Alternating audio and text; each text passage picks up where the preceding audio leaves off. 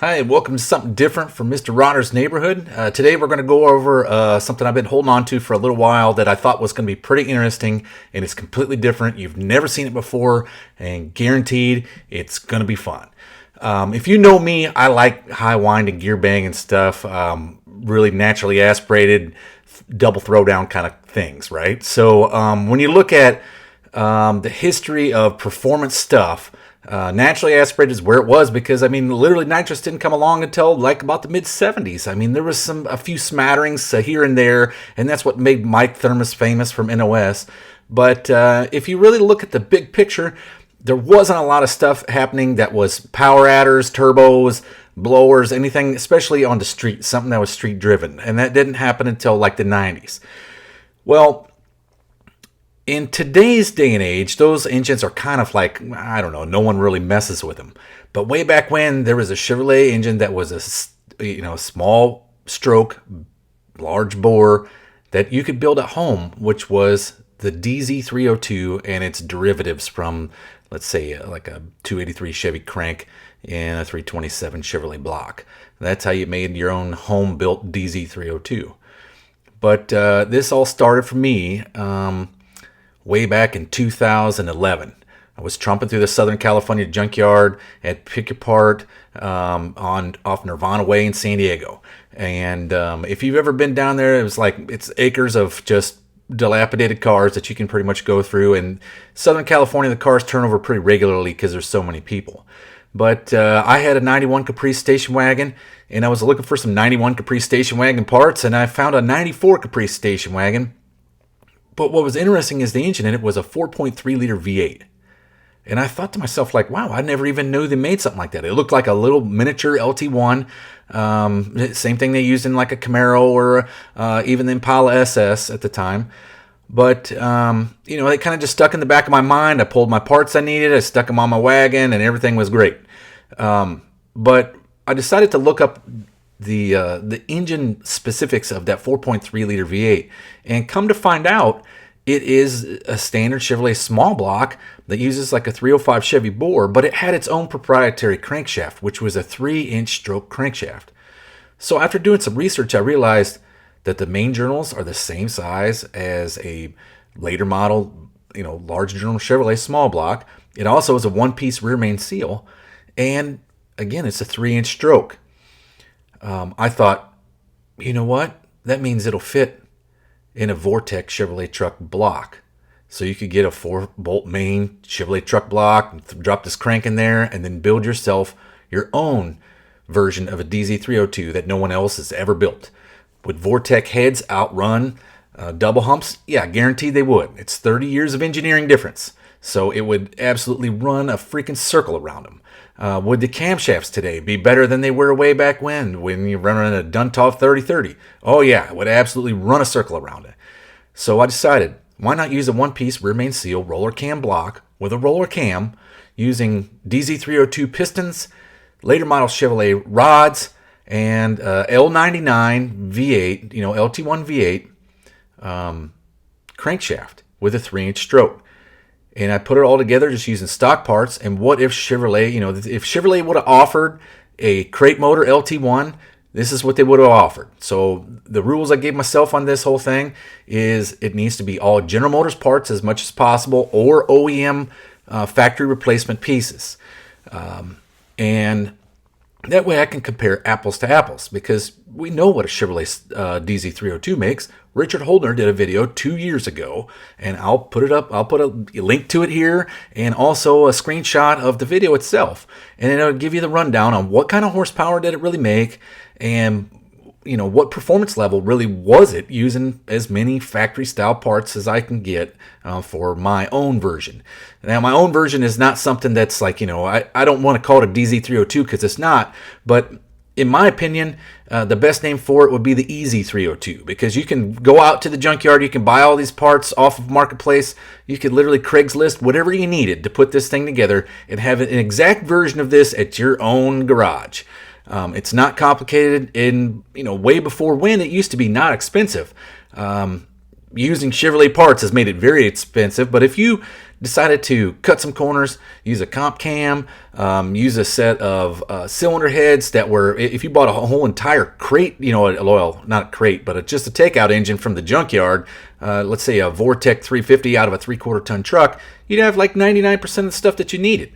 So it would not be expensive. I'm going to run down, this is how you build it, this is the cost that I incurred, this is what kind of power it makes. So this is literally going to be like a 3-part video, and this is the proposal of it.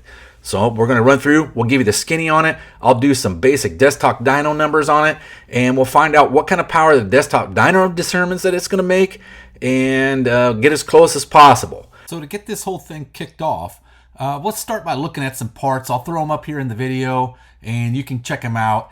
But I just scoured eBay. I mean, you can go to Marketplace and find this stuff maybe cheaper. Who knows? I don't know. I didn't really do a lot of research and deep dive into all this, but I pretty much just went to eBay so I could get a quick nitty gritty of what you're going to pay if you do a complete DZ302. So to start off, here's our comparison. We're starting off at a regular Chevrolet small block DZ302. It's a factory, everything correct numbered piece. Look at the price tag on this deal. Oh, dang near $15,000. Now, I know what race engines cost, and $15,000 in about 2011, 12, 13 would have bought you something with about 750 horsepower.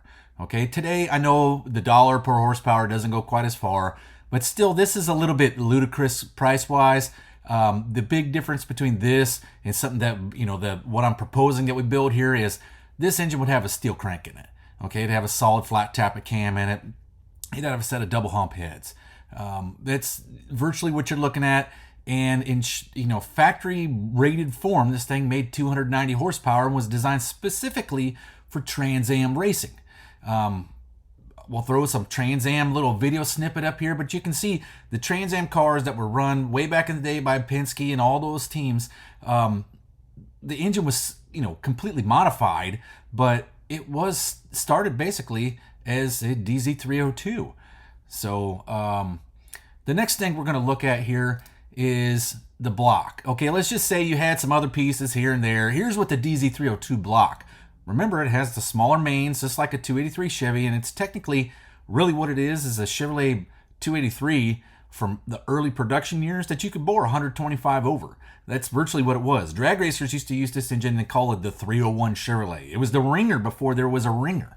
So a 4-inch bore, 3-inch stroke Chevrolet small block way back in the day for drag racing purposes in the early 60s was called the 301. And it was still used like all the way up through easily through about 82, 83 until the demise of modified production. But there was variants of this engine used all the way up through that period of time. And what happened is bigger cubic inch became better. But is it really better? So here you go. Price-wise, 1968-69 Camaro Cross Ram setup. Look at the intake manifold. $6,895. This is what they would have used specifically in Trans Am series, was a Cross Ram Chevrolet intake manifold. Now, we're already getting to unobtainium price-wise for this simple DZ302 build. A stock little DZ302 build. So I decided, hey, what about if we did, that's where I came up with the idea. What if we did something that was a little bit cheaper? So here's your set of cylinder heads. These are original, correct DZ302, Z28 Chevrolet cylinder heads, $1,450. Okay, so you're looking at $1,500 for a set of cast iron cylinder heads that literally flow the best that you could get in 1965. Can we do better today? Yeah, you're right. We can. So here was my proposal. If you know that there's a 3-inch stroke crank available from the L99 V8, and it'll fit in a later model Chevrolet small block, Let's look and see what our options are. Okay, Small Block Chevy 350 Vortec engine is a takeout. 600 bucks complete. That comes with the crank, the rods, pistons, block, the camshaft, the timing chain, all of it.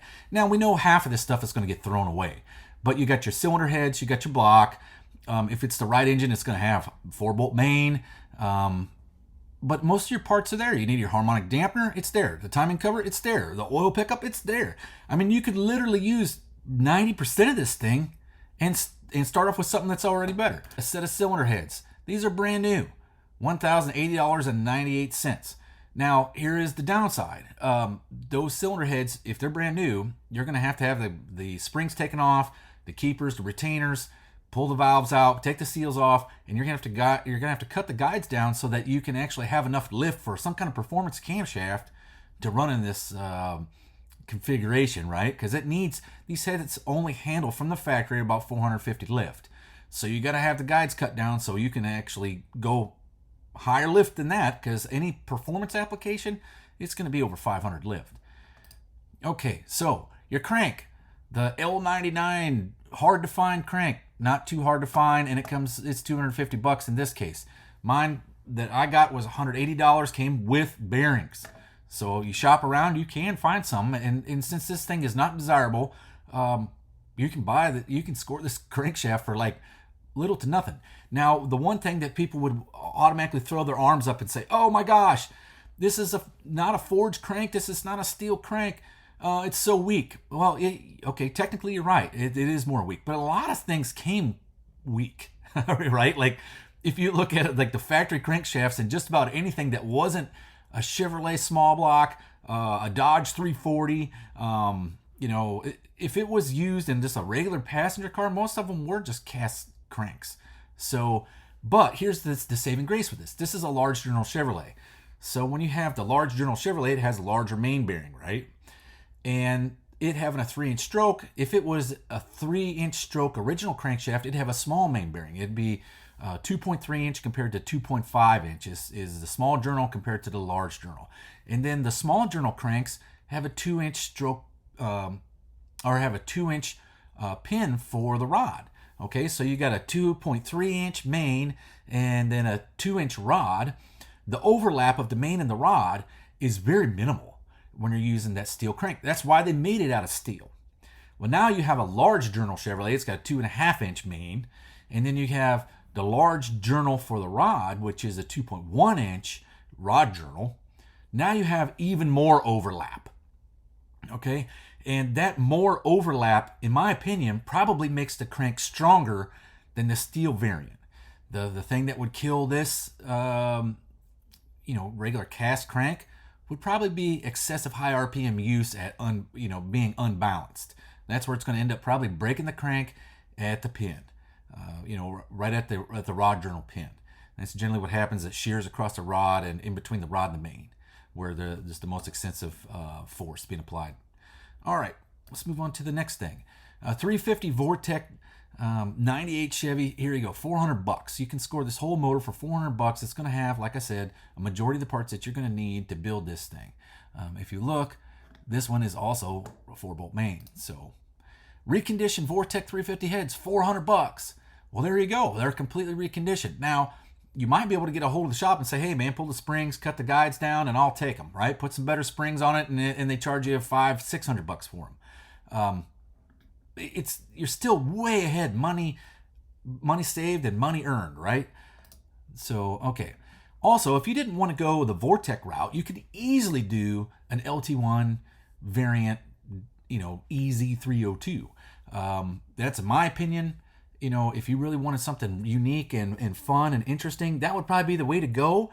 You could use LT4 parts on that sucker and put the LT4 style heads and intake and a camshaft on it. And man, you would have something that was serious, gargantuan horsepower with factory parts. But that's kind of where we stand today. But that's just the basic rundown. Now, continuing to move forward in our DZ302 project, like I said, I referred to in the beginning that Richard Holdner had done a video about 3 years ago, I guess, on what the actual horsepower numbers of the DZ302 were. What it was factory rated at 290 horse. What kind of horsepower did it really make? Now, he self-admittedly in the video he doesn't use the 780 CFM vacuum secondary carburetor that was furnished with the DZ302 from the factory. He used just I think it was a 750 double pumper, but and that's just for the sake of the cost. And I can see what he means. I mean, when you look online, you find the carburetor. One for an actual DZ302 is stupid money. You know, you're in the thousands of dollars. But really, what it is a 3310-1 or 3310 version Holley 780 CFM vacuum secondary. The problem with it is that you can find one for about $300-400 and then get it rebuilt in the whole 9 yards. And for his purposes, he was just doing the dyno test and repeatability. The 750 double pumper was fine. I don't have one of those, so I'm going to err on the side of caution. I'm going to do something a little bit different. I'm actually going to use a Quadrajet, because a Quadrajet is a vacuum secondary carburetor that's very much like the 780 vacuum secondary, except for it's not a Holley version. It's the General Motors Quadrajet, right? So if anything, it's a lesser variant of a carburetor than what was definitely used in this test, and probably what was less available than the factory. But I think a Quadrajet will work good in this case, because I do have a later Quadrajet, so it's 800 CFM. So it's not like it's going to be doing less horsepower or less airflow. It's probably not even going to minimize the amount of airflow that it gets. But also, the inherent problems of the Quadrajet is the small fuel bowl, right? With this 302 cubic inch engine, it probably won't be an issue. So let's sit down. We'll go through, this just the basics of what they did on Holdner's video. After they ran the engine, here's the horsepower graph and and torque as well. But and also here's the ending with the conclusion that they came up with, which is the DZ302 makes the power peaks are 357 horsepower at 6,700 RPM and 333 foot-pounds of torque at 4,400. Okay, so now this is a good starting point. This gives us a standard. And remember, this is a DZ302 with a stock Duntop 3030 cam, stock non-ported heads that are double humps, and then just parts thrown together to where you make a mock DZ302 and run it and see what kind of power it actually makes. So that's what we're going to do today on the Desktop Dyno, is put this together in the Desktop Dyno and see what kind of power it makes. I'm not going to lean on the numbers from the Desktop Dyno. They're generally, if they're within 20%, I would be ecstatic, right? But this is like an early 2000s version of Desktop Dyno. What we're going to look for is corresponding trends. We'll take the numbers, we'll put it all together, and then voila, from that point forward, we'll have something pretty cool, because now you know what kind of numbers it supposedly makes with Desktop Dyno. Then you can compare it to an actual dyno test, because that's the intended purpose of this whole thing. Is I'm going to build the engine next, and then we're going to take it to the dyno and we're going to test it and see what kind of power it really makes. Okay, so believe it or not, the proposal here is just a 302 cubic inch Chevrolet with the updated Vortex style head. So my basic simple approach to this whole thing was essentially use some stuff I already have, which is a 20-something-year-old program that's probably way out to lunch, but it's going to get us within the ballpark to make it, just to make an idea of how this thing's going to run. I mean, no one's built one, so here's where we start. So first things first, we're going to select our engine block, which this thing is so Chevrolet-centric, it's pretty much you can build any Chevrolet on here. Right there's 302 cubic inch, 4-inch bore, 3-inch stroke. Fortunately, or unfortunately, however you want to look at it, our Chevrolet small block pistons were only available in 4060 over, so that's what we're gonna have to use, 60 over bore. So we'll have to bore the block. I really would have liked to use a standard bore, but I didn't have the option. The pistons were really hard to come by. So cylinder heads. Let's see. First off, we need to get the head flow profile for, where is this thing?